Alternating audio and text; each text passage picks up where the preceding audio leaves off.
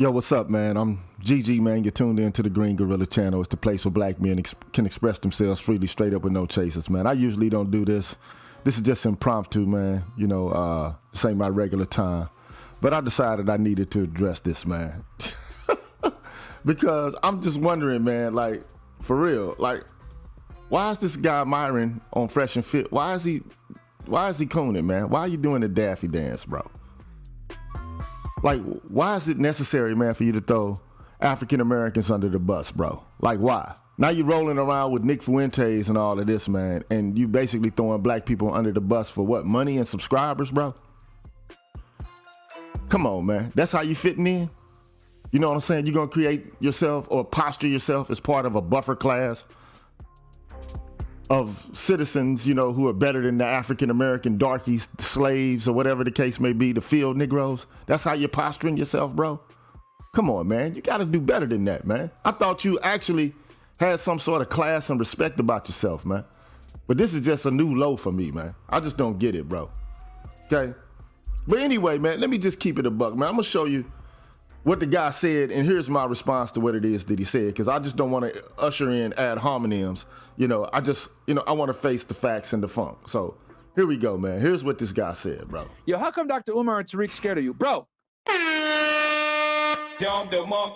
Finally, someone sees it. Yes, bro. They're 1,000% scared. I'll keep it 1,000 with y'all. Tariq is a bum. I honestly don't think he's worthy of a debate. I want to debate Dr. Umar Johnson because... So you just basically called Tariq Nasheed a bum, man? Come on, man. Like, I mean, hey, bro, if that's what you want to do, that's cool, okay? You know, I'm not here to defend Tariq or Umar. I'm just pointing out, like, what you're doing, like, the method you're taking is cooning, bro. Straight up. But anyway, let's proceed.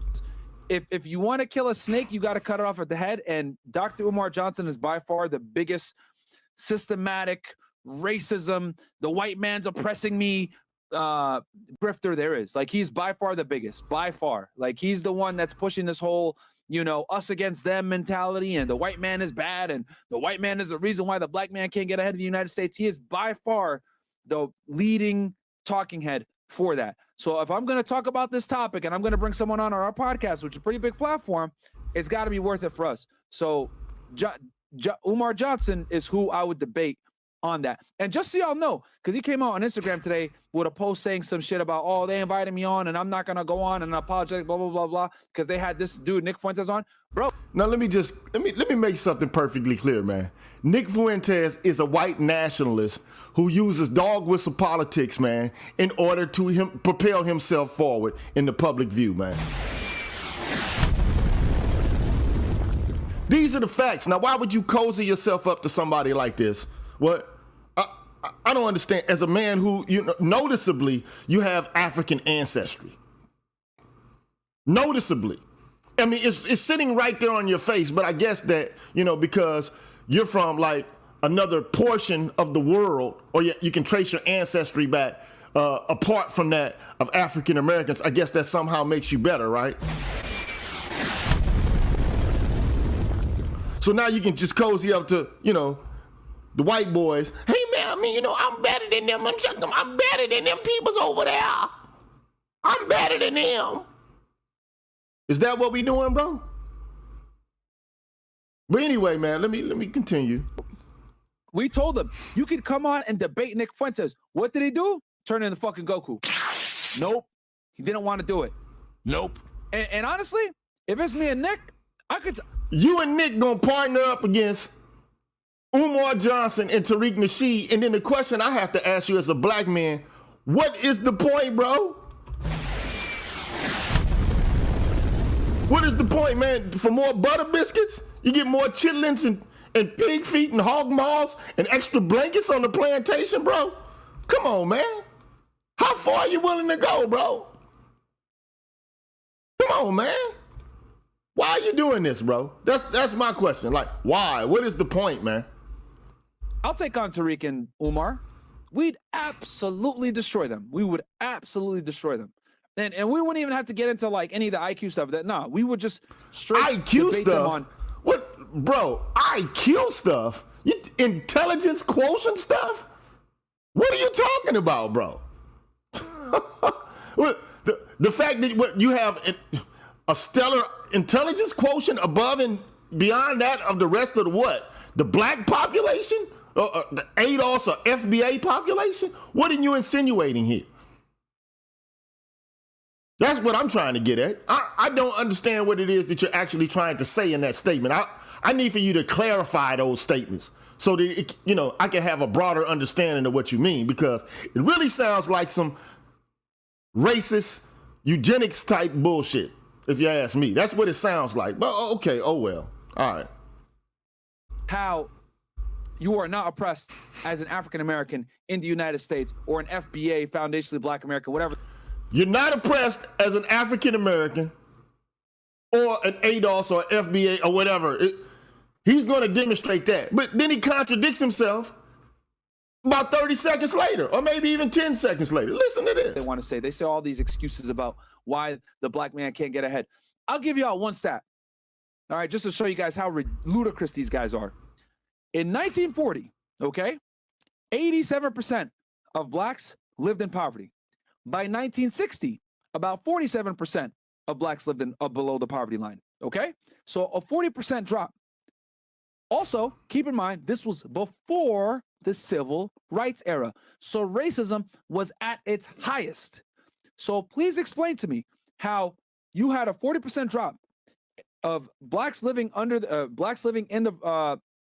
under the poverty line in one of the worst eras to be a black person in the United States, and then you're fast forwarding to 2023, where racism exists. I'm not denying it exists. So you just said, that's why I say you're contradicting yourself.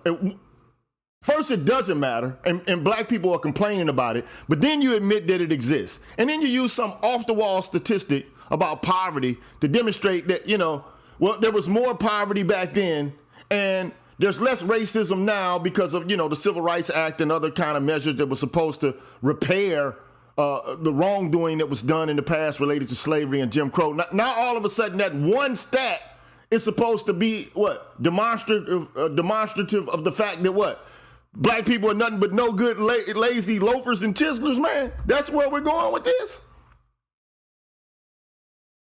This is where we are with this.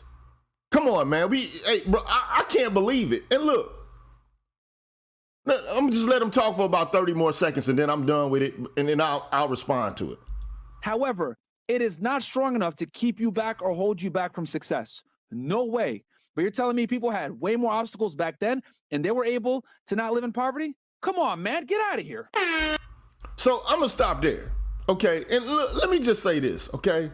First and foremost, bro, I'm disappointed because at the end of the day, man, the discussion about racism is multifaceted, and it requires taking a wide range of factors into consideration, man, including historical context, socioeconomic data, personal experiences, archival evidence, and more, okay? So while the fight against racism has attained some small modicum of progress, right? And, we should, I guess somehow rejoice or be, somehow happy with the progress, there's still challenges that persist, okay? Now, historical injustices, we know they have long-lasting effects that persist for generations. And in the case of African Americans, the impact of slavery, segregation, redlining, and other discriminatory practices have created a wealth gap and an opportunity gap that still exists today, man. Now, if you care to actually get into the science related to this, or the information, or the stats, or whatever, we can go into that, man. Because we already know that black people were excluded from New Deal policies, which actually gave white people an economic floor. We can have a discussion about that if you really want to get into discussion about things that matter, and you want to engage and delve into empirical evidence with somebody. I have a PhD in philosophy, man. Okay? So if you want to talk to me, you can come talk to me. We can have a conversation. I'll debate with you. And I want to see if you can mop the floor up and down with me. I really would like to see it. Okay? Now, it is true that a number the number actually of African Americans living in poverty has decreased significantly since the 40s. Okay? But economic disparity still exists, dude. You want to get into some facts? As of 2019, man, the poverty rate among African Americans was nearly twice that of white Americans, bro. That's a fact. Those are the facts, man. And furthermore, the wealth gap, the racial wealth gap has been persistent, and it's even growing, bro. The median wealth of white households is over 10 times the median wealth of black households, bro.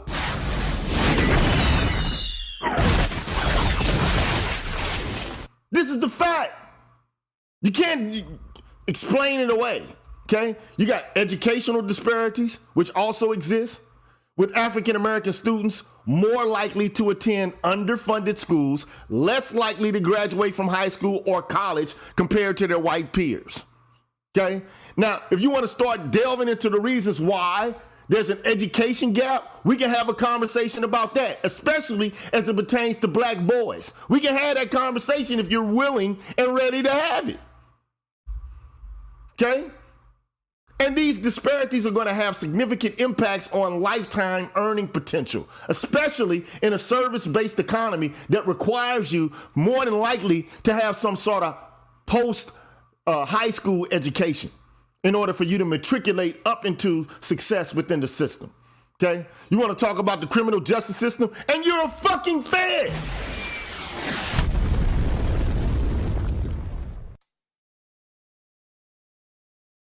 You're fed. So anyway, the criminal justice system, we already know, has often been cited as a place where racial disparities are clear. African Americans are more likely to be stopped by the police, arrested, sentenced to longer prison terms, and more likely to be killed during police interactions than their white counterparts. Per capita, if you want to start talking about raw numbers versus, ratios related to per capita and so on and so forth. Because we know that there are larger numbers of white boys actually being killed, but as per the percentage of the population, we know that black people are more killed related to their contact with the police. Okay, we know this. And this contact and the negative experiences that we have with the criminal justice system can contribute to a cycle of poverty, broken homes, and reduced opportunities related to, your felonious status if you get one, okay? Also, we can talk about health care. African Americans face disparities in access to care, quality of care, and health outcomes. They have higher rates of certain chronic diseases, and the COVID-19 pandemic has disproportionately impacted African American communities. We know this, okay? And finally, discrimination still exists in many forms, both overt and covert.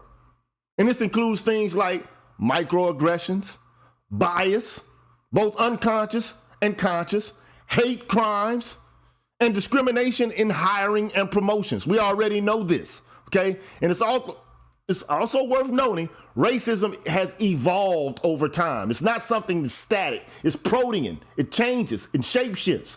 It's dynamic. It's not static, okay? So it might be less overt today, but subtler forms of racism still can have a significant impact, okay? So at the end of the day, man, progress, even though there's some, it doesn't mean an end to challenges. And the fact that some metrics have improved since the 40s doesn't negate the ongoing struggles and the disparities that many African Americans face today. And understanding and acknowledging these complex issues is a step towards addressing them. But to start daffy dancing and the tap dancing for white folks, man, white nationalists who use eugenics as a means by which to justify racial disparities and outcomes in our population, that's what you're rolling with? That's what you're rocking with? So let me just state what the logical fallacies are that you utilize in just that so-called one thing alone. First of all, it's oversimplification or overgeneralization. I'm a philosophy professor, bro, okay? The statement that you made simplifies the complex issue of racism and oppression by reducing it to a single economic factor or indicator, poverty rates, ignoring other factors, like I said, such as health disparities, educational inequities, and discrimination within the criminal justice system, just to name a few. And it also uses a general statistic to make a claim about every individual within a group, which in and of itself is an overgeneralization, sir. That's one thing. Next, you engage in what we call post hoc ergo propter hoc, or a false cause. And this is a common fallacy where one assumes that just because something happened earlier, it's the cause of something that happened later. Now, the statement that you made really actually implies that since poverty rates decreased during the time of high racism, as you put it, I guess, the reduction of racism naturally would decrease poverty rates even more, right? And it oversimplifies the cause of poverty, and it doesn't take into account other structural factors that actually can affect economic status, bro. And you cherry pick, bro. You use one specific piece of evidence, poverty rates, and you ignored other pieces of information to suggest that there is something called systemic racism. Like, for example, like I said before, disparities in the criminal justice system, health disparities, educational inequities that are based upon long-standing policies that still have an impact that carry over today. Like if you throw a rock in a pond, the site of the rock striking the pond is going to have reverberations over space and time, bro. Okay, so we're seeing the reverberations of previous injustice have impacts over space and time. So at the end of the day, man, look, I'm just trying to figure out why so many black immigrants denigrate African Americans in front of white people when black people in the rest of the Americas and in post-colonial Africa are still not well off, bro. You know this. You should know this. You gotta know this. I mean, I know there's societal pressure, for assimilation. So, immigrants, they have, pressure to conform or to assimilate into their new environment. And part of this pressure can involve distancing themselves from negative stereotypes associated with certain racial or ethnic groups. But don't throw us under the bus, man, in order to make yourself look good in front of your white boys, man. Don't do that, bro. Don't do that to us, man. Don't do that, bro. Don't do that, man. So I'm going to push back against that bull every time I see it, bro. And some immigrants may not fully understand the history of systemic racism and discrimination that African Americans have faced. And this lack of understanding can lead to incorrect assumptions and can further lead to them buying into the stereotypes, okay? And immigrants, like anybody else, can hold biases and prejudices. And your attitudes can be influenced by a variety of factors, including the media, your personal experience, and your social attitudes. But my thing is, you camping out with like white nationalists now? That's how you get down? And it's important for people to understand, man, in the Caribbean, black people ain't doing all that well, are they? I mean, you act like black people in the Caribbean are balling out of control. Many nations in the Caribbean have majority black populations because of the transatlantic slave trade, man. And while these nations do have a rich cultural history, and I like to tie us together, okay, many face economic challenges because, quite frankly, most of these economies are built upon or undergirded by tourism, which makes them vulnerable to global economic downturns and natural disasters and a whole bunch of other stuff. And not to mention the fact that white people still control these damn economies, man. You can talk about Latin America, man. You got a large Afro-Latinx population, which is, it varies wildly in size and status by country to country. But in countries like Brazil, right, which received the most amount of slaves during the transatlantic slave trade, they still got racial issues and problems over there, bro. So basically, they still have issues to contend with when it comes to disparities in wealth and education. Do you want me to start talking about post-colonial Africa? Really? Because, many African nations have made some significant strides in economic development and so on and so forth, right? They are growing like the industries of technology and manufacturing, but they're still facing challenges including poverty, government corruption, lack of access to quality education and healthcare. And these are legacies of colonialism. They have arbitrary national borders that were set up and established by colonial powers, the French, the Dutch, the English, right? They're getting exploited for their resources. They got long-term impacts on their stability, politically and economically. So don't come to me telling us about what's going on here in America. Racism is a global phenomenon. And because there has been an impact on us and there's some dysfunction related to it, bro, the shit exists worldwide. Don't just hyper-focus in on what's going on with us, bro. Don't just come to us, man. This is a global phenomenon, okay? And you want to talk about political challenges in Africa. Many of these African nations have grappled with political instability.